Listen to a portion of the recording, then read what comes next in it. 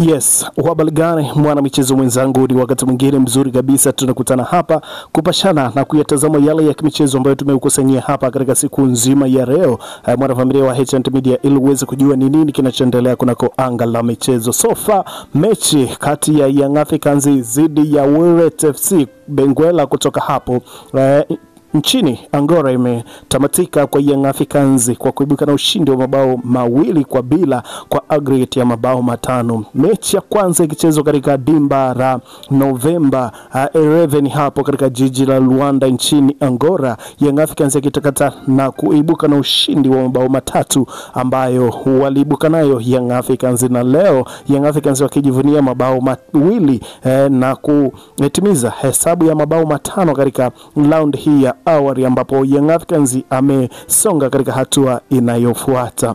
So far katika mchezo wa leo, mashabiki wengi wa Young Africans wameanza kuiona Yanga yao ambayo walikuwa wanaitegemea kuiona hasa katika msimu huu.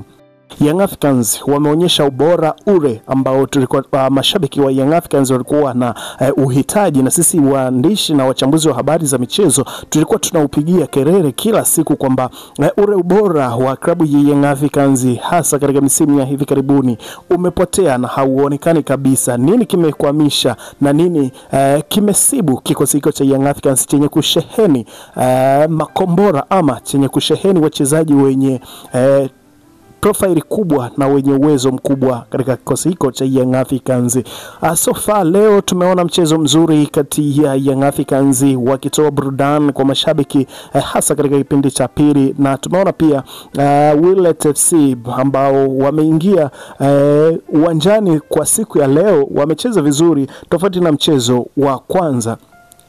Tumeona pia Wydad FC wamefika maeneo yote, wamehakikisha kwamba hawaachi space kwa upande wa Young Africans ili waweze kupiga pasi huru tuseme hivyo. Lakini pia tumeona klabu ya Wydad FC wamefanya pressure na wameongeza umakini katika uzuiaji, na ndo maana umeona leo mabao yote yamepatikana katika kipindi cha pili na tena dakika za mwishoni, ambapo walionyesha kama kuchoka, na wakati ambapo Romain Folz aliweza kuongeza viungo na kuongeza winga kwa maana ya Edmund John na kumweka Racine Kouma hapo katikati, tumeona kwamba klabu ya Young Africans imeongeza ule ubora na imeongeza pressure na kasi katika lango la mpinzani. Halikadhalika mbavu ya kulia French Kola amekuja kuongeza kitu kikubwa katika mbavu ya kulia. Kwa tumeona katika kipindi cha pili dakika za mwishoni baada ya Wydad FC kuchoka, ndio tumeona kwamba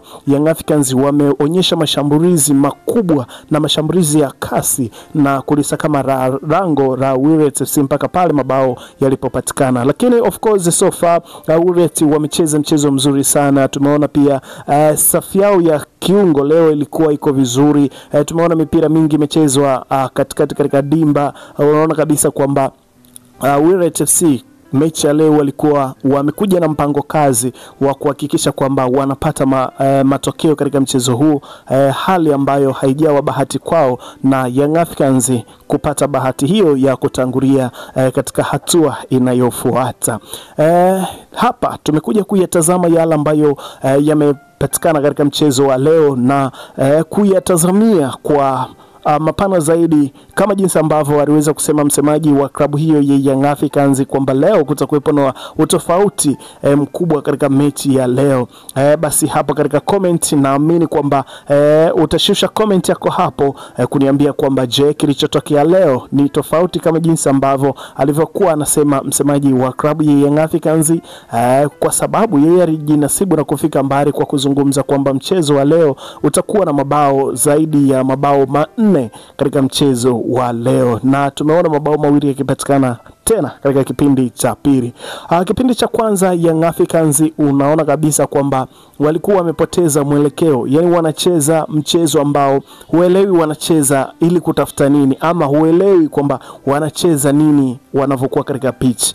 Tumeona uwezo wa wachezaji, uwezo wa mchezaji mmoja ndio umekipa uzuri kipindi cha kwanza, kutokana na kwamba mifumo na mbinu za technical bench tumeona kabisa zimegonga mwamba, zimeshindwa kufua dafu. Uwezo wa mchezaji mmoja mmoja ndio umeweza kuonyesha uhai wa kipindi cha kwanza, tofauti na kipindi cha pili ambapo naona timu imekuja na mpango kazi wa kushambulia kwa kasi na kuhakikisha kwamba mashambulizi yanaanzia nyuma. Tumeona mipira ya counter attack ambayo imeweza kuzaa mabao yote mawili, mpango kazi ambao hapo kwa upande wa head coach ameweza kuwini baada ya kuingiza mawinga na Rasneko baada ya kumweka hapa katika dimba. Unaona kabisa mpira umetulia, mashambulizi yanaanzia nyuma, katikati na pembeni mpaka pale Young Africans wamepata bao la ushindi la kuongoza kupitia mpira wa kutenga kwa maana ya kona, bao likifungwa na Azizi Andambwile. Tunaweza tukamsifu Andy Bombwe Boyel katika kipindi cha pili. Ameleta utulivu katika eneo la ushambuliaji na ameleta kashkash katika eneo la hatari la klabu ya Benguela. Nashindwa kumuelewa Prince Mpumelelo Dube, nashindwa kumuelewa kabisa anasimama katika position ipi, ni striker ama ni kiungo, kutokana na kwamba katika eneo la ushambuliaji kwa mara nyingi alikuwa hafiki, anatokea pembeni mara kadhaa, lakini tumeona alikuwa akitengeneza nafasi hawezi kuzitumia. Andy Bombwe Boyel, what a player! Ameingia na kutengeneza nafasi mbili, ameingia na kutengeneza nafasi tatu ambayo moja imezaa bao, assist akitoa kwa Pacome Predozo Zwa. Unaweza kaona kwamba ni mchezaji ambaye anakuonyesha kwamba ana kitu, anaweza ukimpa muda mwingi wa kutosha anaweza kukuonyesha kitu kikubwa zaidi ya hicho ambacho amekionyesha leo. Tunashindwa kuelewa